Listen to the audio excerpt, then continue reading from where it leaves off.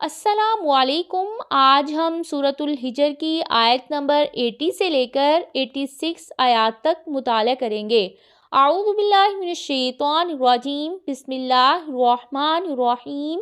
وَلَقَدْ اور البتہ تحقیق، کذب جھٹلایا، اصحاب الحجر حجر والوں نے، المرسلین رسولوں کو۔ اصحاب الحجر سے مراد قوم سمود ہے۔ حجر مدینہ منورہ اور شام کے درمیان ایک مشہور وادی ہے جہاں لوگ رہتے تھے۔ شام کے شہر کے جو حجاج تھے ان کا گزر اس وادی سے ہوتا تھا۔ ان کی ہدایت کے لیے اللہ تعالیٰ نے حضرت صالح علیہ السلام کو مبعوث فرمایا، جن کو ان لوگوں نے جھٹلا دیا، اور مرسلین جمع کا صیغہ اس لیے آیا ہے کہ جو ایک نبی کی تکذیب کرتا ہے پھر وہ سارے نبیوں کی تکذیب کر دیتا ہے۔ وَآتَيْنَاهُمْ اور دی ہم نے انہیں، آیاتنا اپنی نشانیاں، فَكَانُوا پس تھے وہ، عَنْهَا اس سے، مُعْرِضِينَ اعراض کرنے والے۔ ان نشانیوں میں اونٹنی کا معجزہ ہی کئی معجزوں پر مشتمل تھا، لیکن انہوں نے اس سے بھی کوئی بھی عبرت حاصل نہیں کی بلکہ اونٹنی کی کونچیں کاٹ ڈالیں۔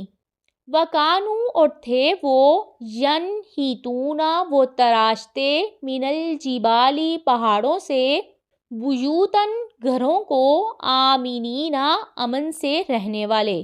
اس سے پہلے قوم عاد آندھی سے برباد ہوئی تھی۔ انہوں نے اپنے خیال میں پہاڑوں کو تراش کر محفوظ گھر بنا لیے جس میں ہمیں کوئی خوف اور خطرہ نہیں ہوگا، مگر صبح کے وقت ایک ایسی چیخ آئی کہ جس سے سب کے کلیجے پھٹ گئے۔ فَأَخَذَتْهُمُ الصَّيْحَةُ تو پکڑ لیا انہیں چنگار نے، مُصْبِحِينَ جبکہ وہ صبح کرنے والے تھے۔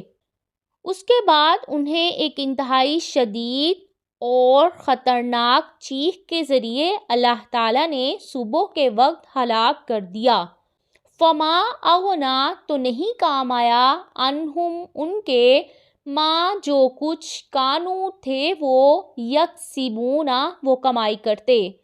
تو ان کی دولت اور پہاڑوں کو کھود کر بنائے گئے مکانات نے انہیں اللہ تعالیٰ کے عذاب سے نہیں بچایا، اور ان کی ایک صفت یہ تھی کہ کبر اور غرور کی وجہ سے اپنی طاقت کے اظہار کے لیے بغیر ضرورت کے ہی پہاڑوں کو کاٹ کر اپنے مکانات بناتے تھے۔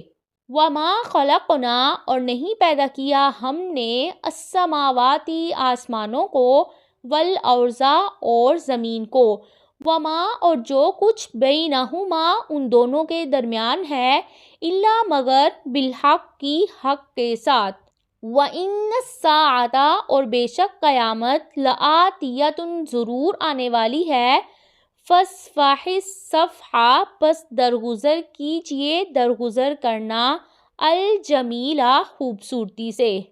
اللہ تعالیٰ نے آسمانوں کو اور زمین کو اور ان کے درمیان ہر چیز کو بے مقصد پیدا نہیں کیا ہے بلکہ اس لیے پیدا کیا ہے تاکہ انہیں دیکھ کر ان کے خالق کو یاد کیا جائے اور اس کا شکر ادا کیا جائے۔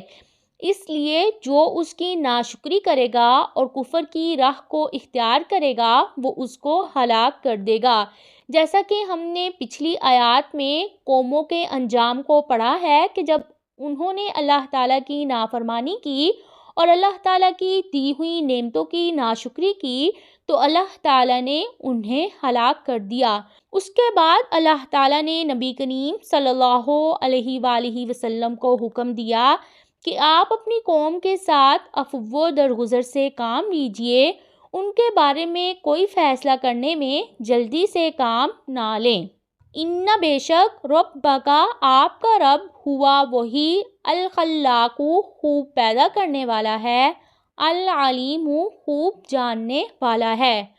اور مزید تاکید کے طور پر کہا کہ رب العالمین ہی ہر چیز کو پیدا کرنے والا ہے، کوئی چیز اسے عاجز نہیں کر سکتی، اور وہ ان تمام اجسام کی بھی خبر رکھتا ہے جو مر کر اور مٹی میں گل سڑ کر ختم ہو جاتے ہیں۔